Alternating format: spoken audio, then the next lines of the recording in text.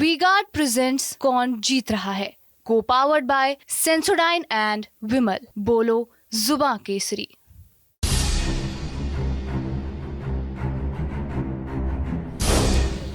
तो हम आ गए हैं प्रयागराज और ठीक पीछे आप स्क्रीन पर देख पा रहे होंगे इलाहाबाद हाई कोर्ट है। हाई कोर्ट आने का कारण ये है कि भाई पूरे उत्तर प्रदेश को न्याय यहीं से मिलता है। इसके बाद जाना पड़ता है सुप्रीम कोर्ट और हर ज़िले में ज़िला अदालतें होती हैं। तो उच्च न्यायालय हम आए हैं और मौका है चुनाव का। लोकसभा चुनाव चल रहे हैं। इलाहाबाद की अगर बात करें, प्रयागराज की बात करें तो 2 लोकसभा सीटें आती हैं मुख्यतः। एक इलाहाबाद लोकसभा और दूसरी सीट है फूलपुर लोकसभा। दोनों सीटों के बारे में तमाम सीनियर वकील हमारे साथ जुड़े हैं हाई कोर्ट के। उनसे समझेंगे क्या मुद्दे हैं, किन मुद्दों पर चुनाव लड़ा जा रहा है, वकीलों के बीच क्या कुछ चल रहा है, चर्चा क्या है, ये समझने का प्रयास करेंगे। अगर इलाहाबाद लोकसभा की बात करें तो यहाँ से सांसद रीता बहुगुणा जोशी हैं और फिलहाल प्रत्याशियों की बात करें तो बीजेपी ने नीरज त्रिपाठी को उतारा है, जो कि खुद प्रैक्टिस करते हैं, लॉयर हैं, तो उनके बारे में जानेंगे। कांग्रेस की तरफ से उज्ज्वल रमन सिंह हैं, बसपा से रमेश पटेल। फूलपुर की बात करें तो वहाँ भी सांसद फिलहाल केसरी देवी पटेल हैं, उनका टिकट कटा है। और बीजेपी ने प्रवीण पटेल को, जो कि विधायक हैं, उनको प्रत्याशी बनाया। समाजवादी पार्टी ने अमरनाथ मौर्य और बसपा ने जगन्नाथ पाल को। तो शुरुआत इलाहाबाद से करते हैं आप लोगों से कि भाई इलाहाबाद लोकसभा के बारे में क्या चर्चा है, क्या मुद्दे हैं, किन मुद्दों पर चुनाव लड़ा जा रहा है, मुद्दे हैं भी कि नहीं है। क्या नाम है सर आपका? मैं राकेश पांडे, भूतपूर्व अध्यक्ष हाई कोर्ट बार एसोसिएशन। अच्छा, देखिए, चुनाव में, लोकसभा के चुनाव में कॉन्स्टिट्यूंसी वाइज अलग अलग मुद्दे हमको नहीं लगता है कि बहुत महत्वपूर्ण हैं। और जहाँ तक राष्ट्र स्तर के मुद्दे हैं तो चुनाव पिछले कम से कम 2 चुनावों से तो हम लोग यही देख रहे हैं कि चुनाव जो है मोदी और एंटी मोदी हो रहा है।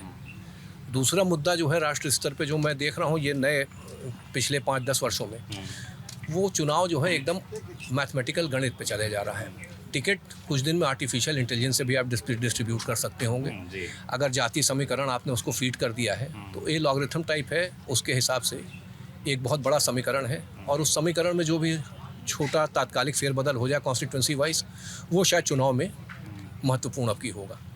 मुझको ये लगता है कि जो नॉन बीजेपी, जिसको अभी विपक्ष आप कह रहे हैं, इंडिया ब्लॉक, इस बार पहली बार ऐसा है कि उनके वोट बहुत डिवाइडेड नहीं है और शायद भाजपा के वोट्स में कुछ डिवीज़न हो।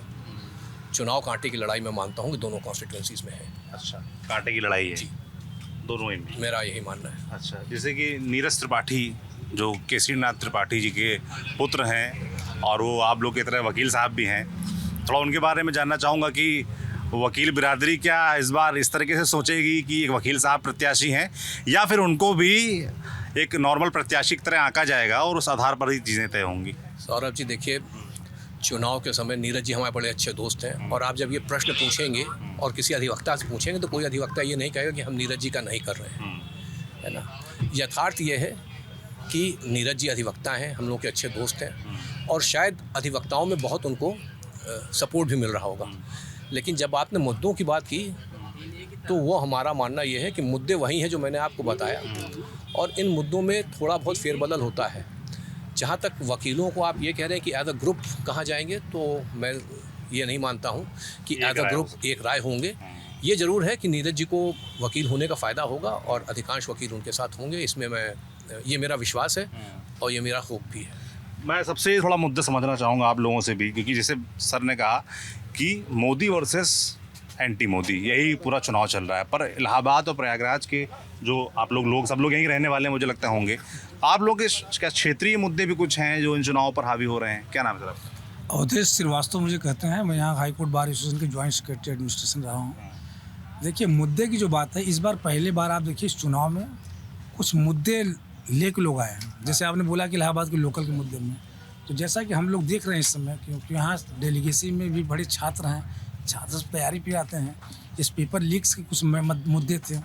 आपको ये लगेगा कि इस बार कुछ मुद्दे जो है, जो हमेशा मुद्दे चलते थे, उससे कुछ हट के मुद्दे हैं। छात्रों का भी एक मुद्दा है, देखिए नौकरी के मुद्दा भी है, महंगाई का मुद्दा बड़ा ऑब्वियसली आपको लग रहा होगा। अक्सर ये जो है चस्पा नहीं होता था।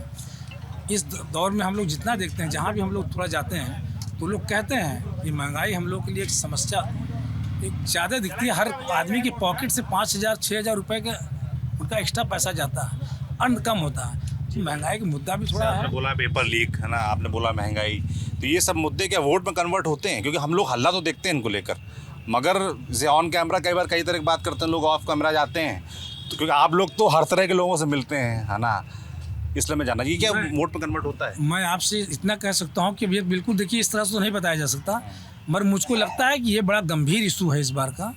इस इशू को अभी कितना वोट में कन्वर्ट होगा, और यही बेसिक हमको लगता है कि जो आपकी हमारी इंडिया अलायंस की जो टीम है उनको इसका भी, जो अभी हमारे पूर्व अध्यक्ष राकेश पांडे साहब ने भी कहा कि जो आपको लग रहा है कि डिवीज़न दिख रहा है, तो ये सब डिवीज़न के ही एक बड़े बड़े पार्ट मुद्दों में है इसमें। अच्छा, महंगाई के मुद्दे, बेरोजगारी के मुद्दे, नौकरी के मुद्दे, ये सारे मुद्दे लोगों को इस बार टच हो रहे हैं। आपको दिखता होगा इस पूरे चुनाव में, आपको एज ए जर्नलिस्ट हैं, आपको लगता होगा कि आप देखिए इतना उत्साह उन लड़कों में नहीं दिख रहा है। इलाहाबाद में आपने देखा होगा पूरा घूमने के बाद लड़कों को उत्साह आप देख रहे होंगे, लोग जाते भी हैं, कुछ बोलने को तैयार नहीं। उनको लगता है कि उनसे जब पूछे तो यही कहते हैं कि मैं आया था यहाँ पर पढ़ने, बाद में मेरा छोटा भाई भी यहीं पढ़ने आ गया, तो उससे पूछोगे तो कहा कि मैं 5 साल में मैं ओवर एज हो गया, मेरा भाई भी ओवर एज है, उन्होंने एक एक एग्जाम लोग नहीं दे पा रहे हैं। तो इलाहाबाद सोफा से इलाहाबाद इस कंसर्न में इलाहाबाद में बताऊँ कि इस बार यहाँ के जो छात्र हैं, जो उनको लगता है कि मतलब ये आप कह रहे हैं गंभीर नौजवानों के बीच एक रोजगार का मसला रहेगा। इस तरह का जो जी, है। क्या नाम है सर आपका? मेरा नाम ज्योतिष अवस्थी है। जी, मैं एडवोकेट हूँ यहाँ पर। इससे पहले मैं एयरफोर्स में 20 साल में सर्विस करके आया हूँ। अच्छा, हाँ जी। और तो मैं आर्मी वेटरन भी हैं एक तरह जी से। जी जी हाँ, जी उसके जी बाद कब आपने ज्वाइन किया? 2004 में हूँ। अच्छा, 4 से फिर आप वकालत कर रहे हैं? जी जी जी। रहने वाले यहीं के हैं? नहीं, डिस्ट्रिक्ट इटावा का हूँ। इटावा के हैं? जी, वोट कहाँ है आपका? यहीं पर है। वोट यहीं पे है। जी। तो मतलब वोटर तो यहाँ के हैं ना, जी, तो वोटर जी। के लिहाज से क्या सोच रहे हैं? देखिए, ऐसा 3 चीज़ें चलेंगी यहाँ पर, राष्ट्रवाद, राशन और राहत। राहत भी लॉ एंड ऑर्डर, ये प्रैक्टिकली अप्लीकेबल होंगी। और जितने और मुद्दे हैं, महंगाई है, बेरोजगारी है, ये पहले भी थी, आज भी है। जहाँ तक पेपर लीक की बात है, इससे पहले भी कई शासन में एग्ज़ाम होते थे, हाई कोर्ट में स्टे हो जाते थे, तो ये सब चीज़ें तो हैं, इसका शोरगुल दिखाई देगा। लेकिन प्रैक्टिकली ये 3 राष्ट्रवाद और राशन और राहत, लॉ एंड ऑर्डर, ये 3 मुद्दे महत्वपूर्ण रहेंगे, और इन्हीं के आधार पर लोग डिसाइड करेंगे, और रिजल्ट जो होगा वो तो जो है 4 तारीख को पता लगेगा। और भी कुछ मुद्दे आप लोग बीच बताना चाहेंगे? क्या नाम मैं है? खुद Mayapati Pandey, advocate, high court Allahabad, जी। रहने वाला हूँ सिद्धार्थनगर का। अच्छा। और यहाँ भी वोटर हूँ, वहाँ भी, लेकिन राइट। ये क्या है? ये माइक आप क्या एक्सेप्ट कर रहे हैं? यहाँ के वोटर भी हैं, वहाँ के वोटर भी हैं, वोट दोनों जगह डालते हैं? नहीं, एक जगह मैंने पहले इसलिए माइक हटाया, तो मैंने कहा एक जगह डालूंगा। अच्छा, हमारे यहाँ कहाँ डालने वाले हैं वोट, यहाँ पर कि वहाँ पर? डुमरियागंज। वरियागंज डालेंगे? जी, संसदीय क्षेत्र डुमरियागंज। तो यहाँ रहते यहीं पे हैं? रहते यहीं पे हैं। क्या यहाँ माहौल दिख रहा है आपको? माहौल जो यहाँ मुद्दों की बात मैं कर रहा हूँ, है ना, मुद्दे क्या तो मुद्दे लगते हैं आपको बहुत चुनाव हैं, में? मुद्दे बहुत हैं। अच्छा, सब आम जनता उन मुद्दों को अपने अंदर छिपाई बैठी हुई है। इसलिए छिपाई बैठी है कि ईडी और बीडी का सबको डर सता रहा है। आम जनता के पास कहाँ आइडिया आ जाएगा? क्या ये परचून की दुकान खोलने वाला, आ जाएगी आइडिया? पुलिस आएगी, पुलिस में उसकी दुकान हटा दी जाएगी। मतलब आप प्रशासनिक जोर की बात कर रहे हैं? सत्ता की बात कर रहा हूँ, प्रशासनिक जोर की नहीं, सत्ता की बात कर रहा हूँ। सत्ता जिसके पास होती है, वो जब ताना साहब की ओर जाने लगती है तो जनता चुप हो जाती है। अच्छा, और चुप होने आपको लगता है कि इस देश में सत्ता तानाशाही की तरफ जा रही है? जा रही है। लगता है आपको? हाँ, क्यों लगता है आपको ऐसा? इसलिए लगता है कि जब बहुत हाईवे बन जाएंगे और ब्रेकर नहीं होगा, यानी विपक्ष मजबूत नहीं होगा, हम कहते सरकार मोदी ही बने, कोई इतना नहीं, क्योंकि ईमानदार है, लेकिन ब्रेकर लगना जरूरी है। अच्छा, सत्ता में अगर ब्रेकर नहीं लगेगा तो तानाशाह की ओर लोग की शुरुआत हो जाती है। इसलिए सारी जनता इस समय चुप है, अपने अंदर सारी पीड़ा रखी हुई है। किस तरह की पीड़ा है? हर तरह की पीड़ा है। कौन सी ऐसी पॉलिसी अभी तक अडॉप्ट की गई जिससे जनता खुश नजर आए, अधिवक्ता भी खुश नजर आए? कौन सी ऐसी पॉलिसी अडॉप्ट की गई? ये सरकार कहती है भाई कि हम गरीबों के लिए बहुत कर रहे हैं, जो भी पैसा है वो डायरेक्ट अकाउंट में जा रहा है ना। इंफ्रास्ट्रक्चर की बात होती है तो कहते हैं बहुत रोड हाईवेज वगैरह बना दिए जी जी हैं। जी, हम कहते हैं सरकार कह रही है कि हम गरीबों का, हो सकता है सरकार को गरीबों की परिभाषा ही न पता हो। क्या क्राइटेरिया है गरीब की परिभाषा आप का? बताइए। हम बताएं, गरीब वो है जो 2 जून के लिए इस धूप में काम कर रहा है। गरीब वो है जो अपने लड़कों का पालन पोषण करने के लिए, बच्चों को पढ़ाने के लिए खून बेचने के लिए तैयार है। किन्हीं भी परिस्थितियों में गरीब वो है, गरीब वो नहीं है जो राशन कार्ड बनवा लिया है। क्या नाम है सर आपका? सर इसको त्रिपाठी। अच्छा, अलबत्ता कब से वकालत कर रहे हैं आप? महिला साथ हम में 1994 से आप आगे आइए इस बार। 1994 से हैं। अच्छा, और रहने हमारे वाले यहीं के हैं? नहीं, हम रहने वाले सिद्धार्थनगर के ही, हमारे कुलीग वही के हैं, हमारे ज़िले से ही। आप यहाँ कब से हैं? हम यहाँ 1994 से हैं। अच्छा, तो वोटर यहीं के हैं? जी, यहाँ नहीं है, हमारा वही पे है, सिद्धार्थनगर में ही है। अच्छा, बच्चों का यहाँ पे है। क्या लग रहा है देख- चुनाव में? देखिए, मूलभूत समस्या जो है हाँ। वो ये है कि सेंट्रल गवर्नमेंट से जो भी स्कीम के जरिए पैसा निकलता है, जो भी डेवलपमेंट की बात की जाती है, 1 रुपया अगर निकलता है तो वह 1 रुपया का कंप्लायंस नहीं है। कंप्लायंस एक्चुअल होना चाहिए। अगर 1 रुपया निकलता है तो उसका अनुपालन 1 रुपये का होना चाहिए। वो स्थिति नहीं आ पा रही है, चाहे यह गवर्नमेंट हो, चाहे पिछली गवर्नमेंट हो, चाहे आने वाली गवर्नमेंट हो। अगर इसमें सुधार होगा तो आप पाएंगे कि गरीबी मिटेगी। अदरवाइज ना ये गरीबी मिटी है ना मिटेगी। आप जिस राशन की बात करते हो, राशन की स्थिति यह है कि जो भी दुकानदार है गवर्नमेंट का, वो 5 किलो अनाज के पीछे एक छोटी सी डलिया लेकर के और नाप देता है, और वो इधर नापता है, दूसरे साइड में दुकान पे जाके बिक जाता है। ये एक्चुअल स्थिति है। तो इसको कौन सुधारेगा? इसको सुधारेगा एडमिनिस्ट्रेटिव सिस्टम। लेकिन एडमिनिस्ट्रेटिव सिस्टम इस पॉइंट पर एकदम फेल है। चाहे उनके वो सबऑर्डिनेट अधिकारी हो, चाहे मिडिल श्रेणी का अधिकारी हो, चाहे अपर लेवल का अधिकारी हो, वो बिल्कुल कुछ नहीं कहता। तो आप कह रहे हैं राशन में एक तरीके से घपला हो रहा है? नहीं, राशन में भी घपला है। एक्चुअल पर्सन जिसको पाना चाहिए उसका नाम नहीं है, चाहे वो ग्राम प्रधान नहीं बना रहा, चाहे जो है अधिकारी नहीं बना रहे हैं, या सैंक्शन ऑफ दी ऑफिसर जो है वो एक्चुअल परफॉर्मेंस नहीं कर रहा है। तो ये सारी चीज़ें सुधार होनी चाहिए। राष्ट्रवाद हमारे लिए सर्वोपरि है, सभी के लिए सर्वोपरि है। व्यक्तिवाद सर्वोपरि नहीं है, जातिवाद सर्वोपरि नहीं है। हम जब भी आते हैं तो कॉन्स्टिट्यूशन के बेस पे चलते हैं, प्रीएम्बल के बेस पे चलते हैं, दिए गए फंडामेंटल रूल्स के आधार पे हम चलने का प्रयास करते हैं। लेकिन क्या गवर्नमेंट उसका अनुपालन करती है? आज वोट के टाइम पे बहुत सारे लोग हैं जो ये कहते हैं कि हम खटाखट पैसा दे देंगे। कहाँ से दे देंगे? आपके पास है क्या वो धनराशि? किसी भी नेता से यह नहीं पूछा जाता कि आपके पास करोड़ों रुपए की बिल्डिंग बन गई, या आप फार्म भर रहे हो इनकम टैक्स का, या नॉन इनकम टैक्स के आधार पे जो आप चुनाव लड़ने जा रहे हो उसमें दे रहे हो। कहाँ से पैसा आपके पास आया? ये इसका कहीं कुछ भी निराकरण नहीं, जबकि वो एक्चुअल में देखा जाए तो पैसा किसका है? We the people of India. और वही we the people of India हमारे आपसे बीच में जो रहते हैं उनको चुन करके आगे बढ़ाते हैं, और वही जाते हैं जो कंप्लाइंस जब करने की बात आती है तो उसको भूल जाते हैं। और जनता क्या हिसाब लेती है फिर बाद में अगले चुनाव में? जनता कहाँ हिसाब लेती है? जनता तो सिर्फ इस चक्कर में लगी रहती है कि आज ये हमारे थाने की दलाली करा देंगे, ये तहसील की दलाली करा देंगे, वो जिलाधिकारी की दलाली करा देंगे, इसमें पड़े रहते हैं। क्या नाम है आपका? मंजू पांडे, पूर्व joint secretary high court bar association. अच्छा, जी, मतलब आप जो बार एसोसिएशन है उसके पदाधिकारी भी हैं कि रही हैं? रह चुके रह हैं। चुकी हैं। अच्छा, बहुत बढ़िया कवित्री भी है। अच्छा, महक बहुत जौनपुरी अच्छी, के नाम से बहुत अच्छी, कविताएं वाह, करते क्या हैं। बात जी। है। दो कविता भी आपसे सुन लेंगे, मगर मैं क्योंकि आप इतने सारे पुरुषों में इकलौती महिला वकील और आ गई। अच्छा, अरे वाह, एक नौजवान संगे अच्छा, संगी होता है। बहुत अच्छी बात है। मैं आप 2 नौजवानों के साथ में बात करूंगा, है ना?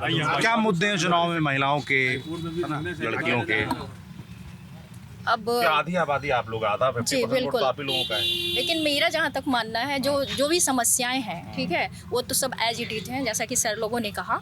लेकिन जो पब्लिक है, जहाँ तक देख पा रहे हैं, महिलाएं भी जो हैं बहुत हद तक, जैसे किसी पार्टी वाइज अगर ना जाए तो वो कहीं ना कहीं अंधभक्त हैं। और अंधभक्त, और पता नहीं ऐसा क्या हो गया है आदरणीय मोदी जी के द्वारा जो धर्म का मुद्दा फैलाया गया है।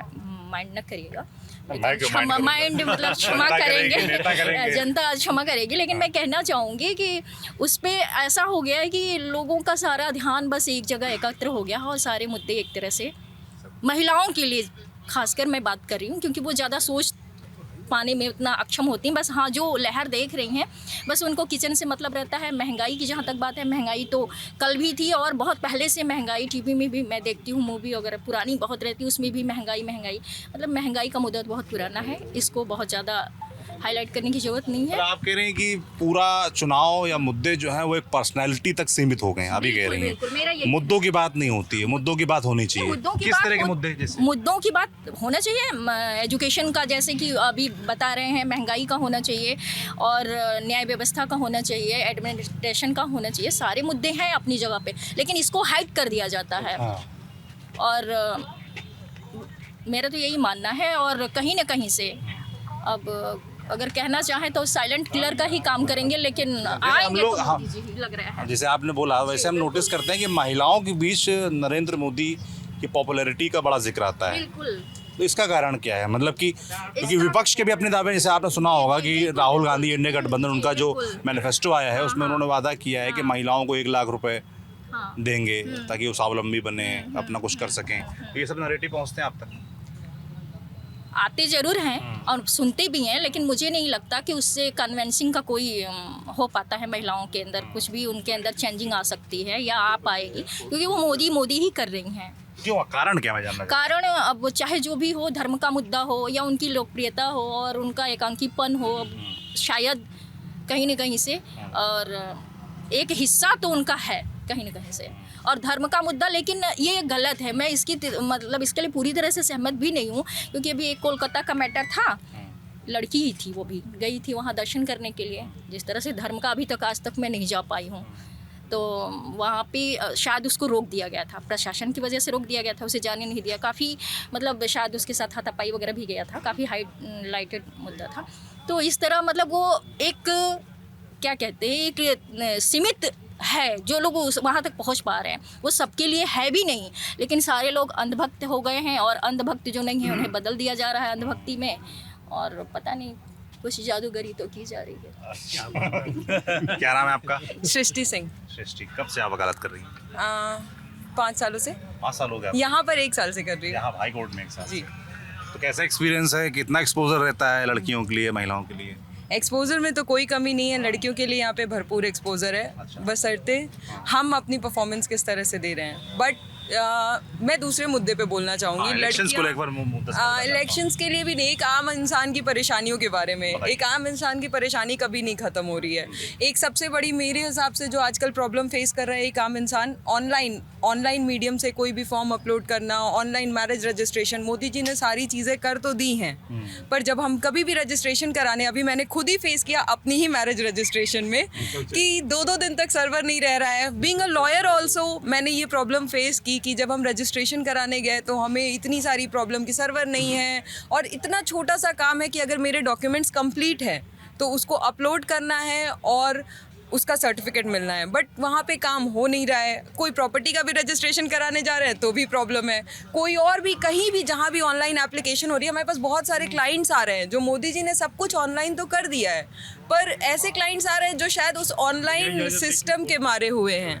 तो आम इंसान की परेशानियाँ तो ख़त्म नहीं हो रही है, आए कोई भी, पर ऑनलाइन सिस्टम बहुत बड़ा फेल्योर है। इसके लिए मैं कुछ मुद्दे आप लोगों को समझना चाहता हूँ। जैसे कि हम लोग इलेक्शंस को लेकर जब जा रहे हैं लोगों के बीच, तो एक बड़ा मुद्दा आ रहा है संविधान को लेकर, है ना। खासतौर पे जब हम लोअर क्लास के बीच जाते हैं, है ना, SC ST के बीच में, OBCs के बीच में, तो संविधान का बड़ा मसला आ रहा है। एक बात ये भी कही जाती है कि क्या 400 की जब बात आती है कि 400 सीटें आएंगी, नरेंद्र मोदी प्रधानमंत्री ऐसा दावा कर रहे हैं, और उसके साथ साथ मैं देखता हूँ एक नैरेटिव ये फैला हुआ है कि संविधान बदल देंगे, संविधान बदल जाएगा। तो वकीलों, आप लोग भाई हाई कोर्ट के वकील हैं, है ना, सीनियर वकील है सब लोग, तो आप लोगों से मैं समझना चाहता हूँ कि क्या ये पॉसिबल है, ये नैरेटिव कितना सही है? देखिए, ये बड़ा एविडेंटली जो है चुनाव का मुद्दा है। अगर आप देख लिए तो संविधान बदलने का मुद्दा जो है ये पिछले जब से इलेक्शन डिक्लेयर हुआ तब का मुद्दा है, और संविधान बदलना एक बड़ी कठिन प्रक्रिया है। It is not an easy process कि आपने ये कहा कि आज हम संविधान, आप 400 मान लीजिए हैं, राज्यसभा में मेजॉरिटी नहीं है, स्टेट्स में मेजॉरिटी नहीं है, तो बहुत सारी चीज़ें हैं, संविधान बदलना इतना आसान नहीं है। जहाँ तक चुनाव जब भी आता है तो एक वर्ड कहा जाता है कि candidate of the prime minister और प्राइम मिनिस्टर खुद, दोनों के सोच में, चिंतन में और कर्म में, दोनों में फ़र्क होता है। एज अ कैंडिडेट आप जो कहते हैं वो एज अ कैंडिडेट आप कहते हैं। जब आपके ऊपर जिम्मेदारियां आ जाती हैं तो उस समय आपकी विचारधारा बदल जाती है, आपकी व्यवस्थाएं बदल जाती हैं, बहुत सारी ऐसी चीज़ें होती हैं। तो ये संविधान बदल दिया जाएगा रिजर्वेशन ख़त्म हो जाएगा या रिजर्वेशन मुसलमानों को दे दिया जाएगा, ये सब जो है ये हमको लग रहा है कि ये फौरी तौर पे सिर्फ चुनाव भर के लिए है और इसका कोई बहुत महत्व है नहीं। मगर बीजेपी लीडर्स की तरफ से भी कुछ इस तरह के बयान आए, इसकी वजह से ये चीज़ें फैली, फिर विपक्ष ने इसको कैश ये किया। देख लीजिए तो बीजेपी लीडर्स की तरफ से बयान बड़े विचित्र आते हैं। कल मेरे को एक इंडियन एक्सप्रेस या हिंदू का स्टेटमेंट दिखाया गया नड्डा साहब का, जहां उन्होंने कहा हमें अब आरएसएस की ज़रूरत नहीं है, हम लोग बड़े मजबूत हो गए हैं। शायद आपने पढ़ा भी होगा। तो ये सब चुनाव के समय क्या छप रहा है, क्या बयान आ जा रहा है, इसका मतलब, और हमको ये लगता है कि ये कहीं ना कहीं कभी किसी एक पर्टिकुलर सर्कमस्टांसेस में कोई कुछ भूल जाता है और वो फिर बहुत जो है उसको मशरूम कर दिया जाता है, बहुत उसको बढ़ा दिया जाता है। सच्चाई ये है कि चुनाव में हमेशा मुद्दे कहना बड़ा अच्छा लगता है कि एम्प्लॉयमेंट मुद्दा है, मैन्युफैक्चरिंग कम हो गई है, इकॉनमी मुद्दा है, लेकिन हमको नहीं लगता है कि पर कैपिटा इनकम, जीडीपी और जीआरपी और ये सब चीज़ों को जो है जनता बहुत समझ पाती है या उस पर बहुत ज़्यादा विचलित होती है। जो लोग शेयर मार्केट में लगे होंगे हो सकता है उनके लिए महत्वपूर्ण हो, लेकिन वोट देने वाले आदमी का, जैसा आपने शुरू में कहा, कुछ लोकल मुद्दे होते हैं और कुछ मुद्दे ऐसे होते हैं जो कि एकदम मैं जिनको यूनिवर्सल मुद्दा मानता हूँ। हिंदुस्तान एक कास्ट बेस्ड सोसाइटी है, रिलीजन बेस्ड सोसाइटी है। यहाँ पे रिलीजन और कास्ट का एक मुद्दा जो है, मैं ये मानता हूँ कि इलेक्शन का बहुत बड़ा डिटरमाइनिंग फैक्टर है। और इसके अंतर्गत बहुत सारी चीज़ें होती हैं जो आदमी करता है और फिर अपनी सोच को जस्टिफाई करने के लिए रैशनलाइज करता है और इस टाइप के मुद्दे जो है फिर बताया जाता है कि मेरे सोच के लिए ये रिस्पॉन्सिबल है। मैं ये मानता हूँ कि सच्चाई ये है कि जो सोच की असली जो रिस्पॉन्सिबिलिटी है वो कोई जाहिर नहीं करता है और वो परोक्ष होती है, प्रकट नहीं होती है। प्रकट रूप से आपको सिर्फ ये बताया जाता है कि शेड्यूल कास्ट रिजर्वेशन ख़त्म हो जाएगा, मुसलमान रिजर्वेशन दे दिया जाएगा या इस टाइप की चीज़ें। मुझको लगता नहीं है कि इसका बड़ा महत्व है। ये सिर्फ। क्या नाम है सर आपका? आर के उपाध्याय। अच्छा, कब से कर रहे हैं प्रैक्टिस हाई कोर्ट में? 20 साल। 20 साल से, लंबा वक्त हो गया। जैसे मैंने पूछा है कि संविधान वाला मसला है, इसको लेकर के वकीलों के बीच में चर्चा है? नहीं, ऐसा कोई चर्चा नहीं, क्योंकि हम लोग असलियत जानते हैं। जो भाई साहब ने कहा, संविधान बदलना इतना आसान नहीं, प्रिंसिपल ऑफ कॉन्स्टिट्यूशन वो नहीं बदला जा सकता। हमारे जो कुछ भी तब्दीली होती है उसी प्रिंसिपल ऑफ कॉन्स्टिट्यूशन के अंतर्गत ही तब्दीली होती है। वो छोटी मोटी तब्दीलियाँ होती हैं और फॉर बेनिफिट ऑफ पब्लिक होती है। और दूसरी चीज़ जो सबसे खास बात है, इस सरकार में एक चीज़ महसूस की गई, कानून व्यवस्था अच्छी है और जो तब्दीलियां बताई जाती हैं, मैं गांव और शहर दोनों से बिलोंग करता हूं।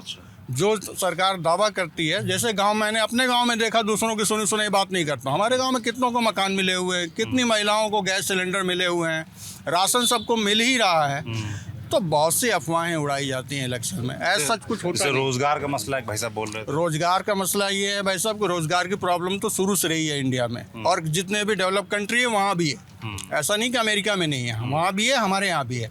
लेकिन जो कॉम्पिटेंट हैं उनके सामने कोई दिक्कत नहीं है। नकल करके पास हुए जितने भी लोग हैं सबके सामने दिक्कत है।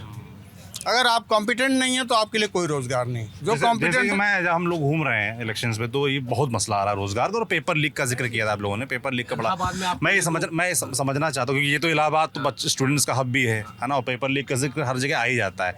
दो तरह के तर्क सामने आते हैं। एक तो भाई पेपर लीक को लेकर मतलब जो छात्र खड़े रहते हैं, दूसरा ये तर्क ये आता है कि नहीं, पहले भी पेपर लीक होते थे या पहले गलत तरीके से भर्तियाँ होती थी, इस तरह के तर्क आते हैं। अभी जो चल रहा है उसको लेकर मतलब आप लोग हाई कोर्ट के वकील ने क्या, कैसे देखते हैं पेपर लीक्स वगैरह को, सरकार के एक्शन को लेकर? सौरभ जी देखिए, मैं ये मानता हूँ कि पेपर लीक होता रहा है, गड़बड़ियाँ होती रही हैं, लेकिन मैं जब अपने से ये प्रश्न पूछता हूँ तो मुझको ये लगता है कि इन्हीं कारणों से हमने सरकार बदली थी। और जिन कारणों से हमने सरकार बदली थी, अगर इस सरकार में भी वही कारण रह जाते हैं तो हमारा जो है पुराना निर्णय भी गलत हो जाता है, नया निर्णय भी गलत हो जाता है। तो इसको हम लोगों को कहीं ना कहीं जो है आत्मचिंतन ये करना पड़ेगा कि वही मुद्दे जो 2014 के पहले थे, अगर 2024 में भी हैं, तो क्या निर्णय सरकार बदलने का हम लोगों का सही था या गलत था? इस पे भी आत्मचिंतन करना पड़ेगा। आप अगर ये कहते हैं कि साहब हम जो है एक करप्ट सिस्टम से बड़ा ऊब गए थे और उसको अब हमने जो है दूसरा करप्ट सिस्टम ला दिया, तो ये कोई बहुत बुद्धिमानी नहीं है। ठीक बात। आप कुछ कहना चाहेंगे? क्या नाम है आपका? मैं सरविंद पांडे नाम है मेरा जी। मैं जान ही रहे हैं आप अधिवक्ता हैं। सारी चीज़ें तो लगभग हो गई हैं। एक मुद्दा हमको लगता है कि सर छूट गई है। लोकतंत्र में एक चीज़ होती है कि शुचिता हो। हम जो एक दूसरे के ऊपर आरोप प्रत्यारोप तो लगते रहते हैं, वो लगेंगे ही। एक कंडीशन थी जिस लोकसभा में हम खड़े हैं, यह लोकसभा फूलपुर उत्तरी जो जौनपुर को साथ लेकर सर चलती थी, उसमें पहला चुनाव था 1952 में। तो पंडित नेहरू अपने मैनिफेस्टो में लेके आए थे कि common civil code, common bill लेके आए थे। तो उसमें ये अपने मैनिफेस्टो में लेके आए तो सारे जो विपक्ष के नेता थे वो हैरान थे कि अब भाई क्या किया जाए, किसके नेहरू के सामने किसको लड़ाया जाए।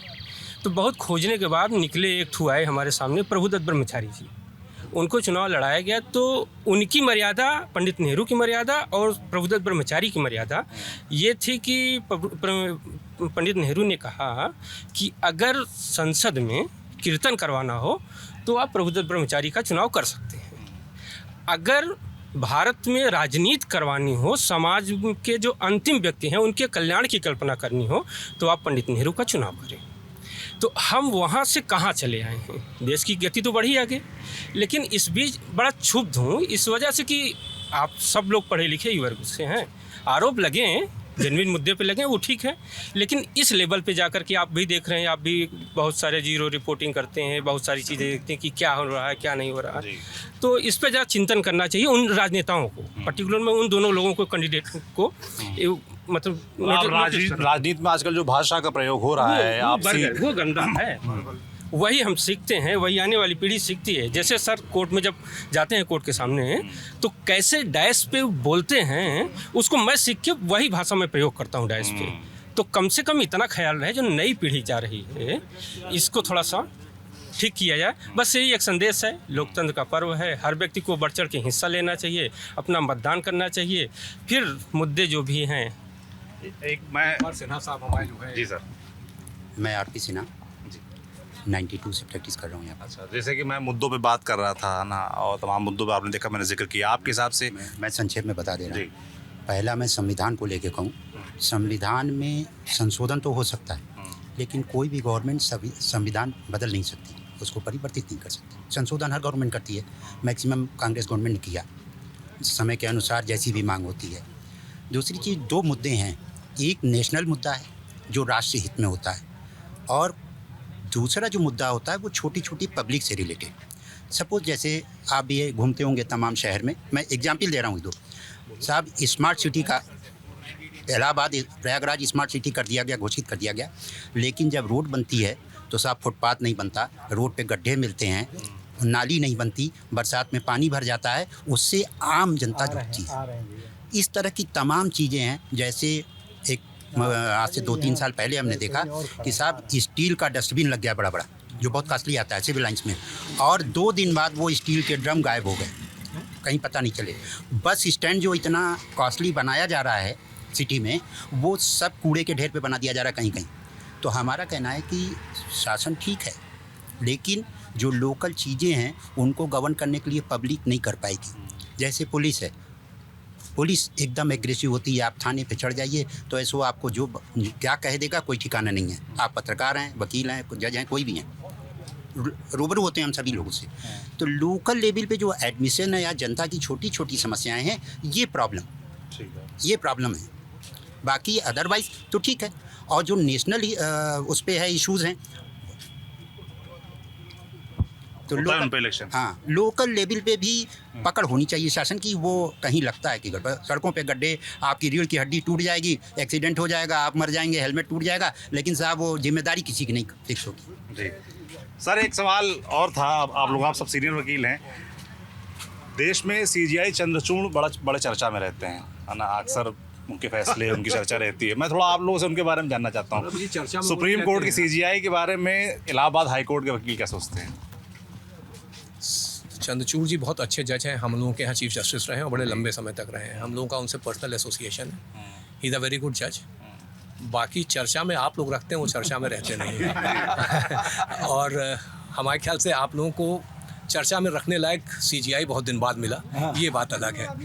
बट अदरवाइज उनके फैसले आए इलेक्टोरल बॉन्ड वगैरह पे, बहुत बड़े बहुत काम उनके काम बोलते हैं, एक्टिव चीज़ें हैं, इंडिपेंडेंट हैं और अच्छे बिहेवियर के। जैसे यहाँ पर कौन से बड़े फैसले उन्होंने दिए थे इलाहाबाद रहते हुए? एक तो बहुत बड़ा फैसला था जब UPSC के चेयरमैन अनिल यादव जी को उन्होंने हटाया था, डिक्लेरेशन किया था कि ये इलीगल अपॉइंटमेंट है। उसके सिवा एक लोकायुक्त में उनका एक फैसला बड़ा अच्छा था। कुछ जिला पंचायतों के मामलों में बड़े अच्छे फैसले थे। फुल बेंचेस उनकी बड़ी अच्छी हैं। एक बड़ा फैसला था जिसमें उन्होंने कहा था कि लड़की मैरिड डॉटर को भी जो है डाइंग इन हार्नेस रूल्स में अपॉइंटमेंट मिलना चाहिए, जो कि वो बाद में सुप्रीम कोर्ट ने भी कहा और शायद रूल्स भी बदले गए। लंबी फहरिस्त है उनके अच्छे जजमेंट्स की। जी वो असेट्स हैं जुडिशरी के लिए, एसेट है, मानते हैं आप? बिल्कुल 100%। भ्रूण हत्या के मामले में उन्होंने एक जजमेंट दिया था, वो PIL में नहीं किया था, तो उसमें उन्होंने पालना गृह वगैरह उसी जजमेंट से बना था उनके। अच्छा, नहीं जैसे तमाम मैं देखता हूँ कि लोग उनको इस तरीके से फ्रेम करने की कोशिश करते हैं जैसे उनका स्टैंड सरकार के खिलाफ हो, ऐसा फ्रेम एक नैरेटिव सा चलता है। मैं देखता हूँ सोशल मीडिया पर, आप लोग वरिष्ठ लोग हैं और आप हर चीज़ को समझते हैं, सोशल मीडिया पर हम लोग अक्सर देखते हैं उनको इस तरीके से फ्रेम करने का प्रयास किया जाता है, क्या ऐसा है? देखिए, हम लोग शायद एक ऐसे समय में रह रहे हैं जबकि हम लोग कहीं ना कहीं कोई ना कोई एक इवेंचुअलिटी ढूंढते हैं, या मतलब कुछ पीछे ढूंढते हैं। हर एक्शन के पीछे कोई और कारण ढूंढ लेते हैं। कोई भी चीज़ नॉर्मल नहीं रह गई है। अगर हमने फैसला दिया तो शायद वो सिर्फ फैसला जो है एक फैसले के स्वरूप में हम लोग स्वीकार नहीं करते। अब हम लोग सोचते हैं इस फैसले का कारण क्या होगा, इसमें कोई ना कोई पॉलिटिकल बात होगी या इसमें कोई पर्सनल बात होगी। अगर किसी मुसलमान ने राम मंदिर बनाने का फैसला दे दिया तो उसने कुछ ना कुछ RSS से पा लिया होगा, या ऐसा हो सकता है कि वो फैसला सिर्फ उसको ये लगा हो कि जुडिशियल फैसला है और उसने यही किया हो, और जो चीज़ सबसे अपरेंट है उसको लेकिन हम लोग स्वीकार नहीं करते। ये हमारी आपकी कमी है, ये फैसला देने वाली कमी नहीं है। हम लोग रीजंस ढूंढ लेते हैं, रैशनल्स ढूंढ लेते हैं, और उसके मन में क्या है वो उसको हम ही लोग शब्द भी दे देते हैं, हम ही लोग शेप दे देते हैं। सच्चाई क्या है ये हम लोग को मालूम नहीं है। सोशल मीडिया पे जो लोग इस तरीके के ट्रेंड चलाते हैं, ये नहीं पता होता कि अल्लाह के बारे में उनको कितना ज्ञान है, कितना पता है। वो तो केवल जजमेंट से लगा लेते हैं कि कौन खिलाफ गया, कौन फेवर में गया, सर गया। ऐसा कुछ नहीं है। जो एविडेंस होता है और जो आर्गूमेंट होता है उसी को कंक्लूड करते हुए जस्टिस, कोई भी जज हो, ये नहीं चीफ जस्टिस ऑफ इंडिया की बात हो रही, कोई भी जज उसी तरीके के जजमेंट देता है जो रिकॉर्ड्स उसके सामने होते हैं। उसमें न सरकार का पक्ष होता है और न उसका विपक्ष होता है। वो जस्टिस के लिए होता है और वो जस्टिस करते हैं। ठीक बात। हाँ ठीक बिल्कुल। आखिरी में जी, आपने एक मिनट है, आपने बहुत अच्छे व्यक्ति से आज इंटरव्यू लिया है और बहुत बैलेंस उन्होंने जो बोला, आई अप्रिशिएट। हम लोग के बहुत चाहते आखिरी में आप लोग पूछना चाहता हूँ मैं जी, हम लोग इलाहाबाद और जी इलाहाबाद और फूलपुर की हम लोग बात कर रहे थे भाई की, तो मैं आखिरी में आप लोग जानना चाहता हूँ यहाँ क्या इन 2 सीटों पे क्या लग रहा है आप लोगों को इलेक्शन को लेकर? नहीं, 4 तारीख को पता लगे फिर भी क्या माहौल दिख रहा है? मैंने भी आपसे कहा, पहले शुरू में ही मैंने कहा कि कांटे की लड़ाई है, कहना मुश्किल है, और अभी आप अगर 10 लोगों से मिलेंगे तो हर आदमी अपने अपने पार्टी या अपने अपने सपोर्टर को या कैंडिडेट को बता देगा जीत रहा है, but I don't think it is predictable. Sir क्या नाम है आपका? राय साहब यादव जी। क्या लगता है आपको? इलाहाबाद और फूलपुर के बारे में आपने पूछा, तो हम लोग अपने ड्रेस कोड में हैं और इसमें हम लोग जो है किसी पक्ष में बयान ना दे के सबकी लड़ाई अपनी अपनी जगह है। मुद्दे क्या है फिर आपके हिसाब से? मुद्दे हैं कुछ क्षेत्र में कि नेशनल मुद्दे हावी हैं, क्या दिखता है आपको? सब अपने अपने मुद्दे लेके चुनाव में हैं, और हमारे साथ हमारे हाई कोर्ट के ही लोग यहाँ लड़ रहे हैं चुनाव, हम उनके भी साथ हैं। अच्छा, नीरज त्रिपाठी जी जी जी जी। आप 2 लोग रहेंगे, आप लोगों से बात कर लेता हूँ जी। क्या नाम है आपका? योगेश प्रताप सिंह। अच्छा, क्या लगता है आपको इलाहाबाद फूलपुर में? इलाहाबाद फूलपुर में जो है विकास के मुद्दे तो हैं ही। किस तरह के विकास के मुद्दे? जैसे सड़कें बनी हैं और क्या कहते हैं फ्लाई ओवर वगैरह बना है, हम लोग यहाँ सामने ही देख रहे हैं फ्लाई ओवर बन गया है, तो ये सब तो मुद्दे हैं ही। और उसके बाद राष्ट्र के मुद्दे हैं, बाकी महंगाई बेरोजगारी अपनी जगह है, पेपर लीक भी अपनी जगह है। तो पेपर लीक, महंगाई, बेरोजगारी आप बता रहे हैं, इसका वोट पे असर पड़ेगा? नहीं, कुछ ना कुछ तो हर जगह कुछ ना कुछ असर पड़ता ही रहता है। क्या नाम है आपका? मनीष तिवारी, अधिवक्ता उच्च न्यायालय। यहीं पे हाई कोर्ट में आप भी हैं, कब से कर रहे हैं? 2015 से सर। क्या लग रहा है इलाहाबाद फूलपुर में? सर जैसे कि हमारे वरिष्ठ बड़े भाई जो है राकेश पांडे सर और सिन्हा सर, सब लोगों ने एक चीज़ों को कंप्लीट कर दिया कि चीज़ें उन्होंने पूरे फैक्ट को सामने आपके सामने रख दिया है। मुद्दे तो ही हैं, पेपर लीक का है, बेरोजगारी का है, और तमाम जो क्षेत्रीय मुद्दे हैं और जो राष्ट्रीय मुद्दे हैं, सब मुद्दे तो हैं और सामने आ भी रहे हैं लोगों के और जनता के पक्ष में। और क्योंकि ये छात्रों का ये एक तरीके से ये है गढ़ है इलाहाबाद यूनिवर्सिटी, इलाहाबाद उच्च न्यायालय, क्योंकि जो यूनिवर्सिटी से पढ़े लोग यहाँ प्रैक्टिस कर रहे हैं और छात्रों से जुड़े हुए हैं, आज भी छात्र भी लगे, तो सब मुद्दे अभी भी हैं, रिलेवेंट मुद्दे हैं, ऐसा नहीं। लेकिन कभी कभी हो सकता है कि कुछ ये सब मुद्दे जो है कभी कभी पीछे हट जाती हैं। जब नेशनल फर्स्ट की बात आती है तो ये सब चीज़ें गौड़ हो जाती हैं। तो चलिए भैया, बेरोजगारी है, ठीक है, पेपर लीक है, लेकिन जब पार्टियों के, जब दोनों दलों का जब हम कंपेरिजन करते हैं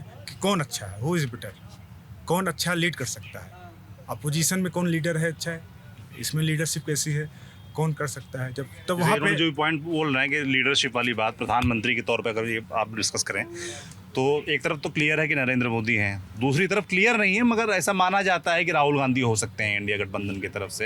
हम लोग के, हमारे हिसाब से तो एकदम क्लियर है कि राहुल गांधी ही हैं। आप लोग के हिसाब से एकदम क्लियर नहीं है और माना जा सकता है। अब क्या वो नेम डिक्लेयर नहीं तो हम लोग मान के चलते हैं, कैसा लगता है? हमें अगर आप डिबेट करना चाहें तो ये भी कहा जा सकता है कि मोदी जी का भी नेम कोई डिक्लेयर्ड नहीं है, ये माना जा रहा है कि 10 साल से है तो वही रहेंगे।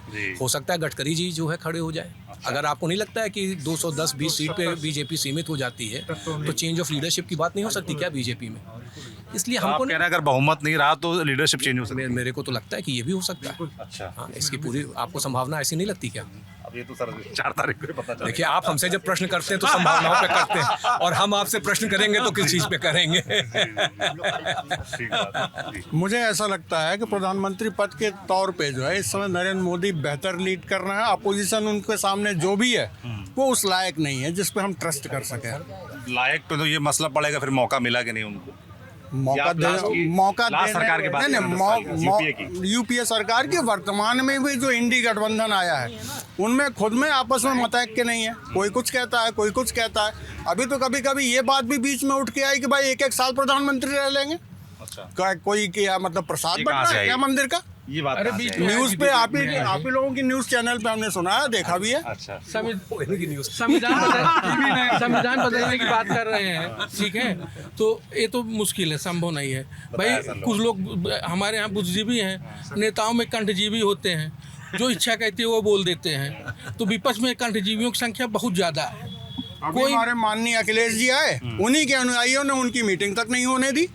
भाई पार्टी में इतना भी डिसिप्लिन नहीं है अगर, तो देश कैसे चलेगा? वो तो कह रहे हैं कि इतना जन समर्थन मिल रहा है, इतनी भीड़ आई, ये तो आप लोगों ने दिखाया अच्छा खासा जन अब आपका समर्थन। इंटरव्यू सही माने पे सही दिशा में जा रहा है। अब लोगों के अंदर की जो सच्चाई है अब निकलना शुरू हुई है। आप इसको थोड़ी देर चलाएं क्योंकि 2 बज रहा है, हमें जाने दें। जी, क्या नाम है? मैं BN Singh, advocate, high court Allahabad, और मैं PCS का भी एग्जाम देता हूँ, यूपी PCS का भी। अच्छा, क्या मुद्दे हैं आपके हिसाब से? मुद्दा ये है कि विकास के साथ साथ ये इनका इधर प्रतियोगी छात्रों की तरफ ध्यान कम है, इनको देना चाहिए। CBI की जो जांच CBI की जो जांच चल रही थी अभी तक कुछ नहीं हुआ है। किस मसले पे? जो पहले 2012 से 17 तक जितनी भी भर्तियां हुई थी तब सब पे CBI जांच चल रही है, लेकिन अभी तक न CBI ने किसी ऊपर चार्जशीट नहीं है। यहाँ तो इवन जो सरकार से अनुमति, अभियोजन की अनुमति मिलती है कि इनके ऊपर अभियोग चला जाए, अभी तक नहीं मिल पाया है। 17 से 22 हो गया है, ठीक बात, 7 साल बीत गए। तो जांच तेज होनी चाहिए। ये इलाहाबाद हाईकोर्ट में हम थे और वकील साहब लोगों का लंच टाइम था, लंच टाइम ओवर हो गया है, वकील लोग चले गए, बहस खत्म करते हैं। ये बातचीत आपको कैसे लगी हमें कमेंट बॉक्स में लिखकर ज़रूर बताएं। बाकी देखते रहिए हमारी यात्रा। कौन जीत रहा है? मैं सौरभ हूँ, कैमरे के पीछे मेरे साथ पंकज है। शुक्रिया। वी-गार्ड प्रेजेंट्स कौन जीत रहा है, को पावर्ड बाय सेंसोडाइन एंड विमल। बोलो जुबां केसरी।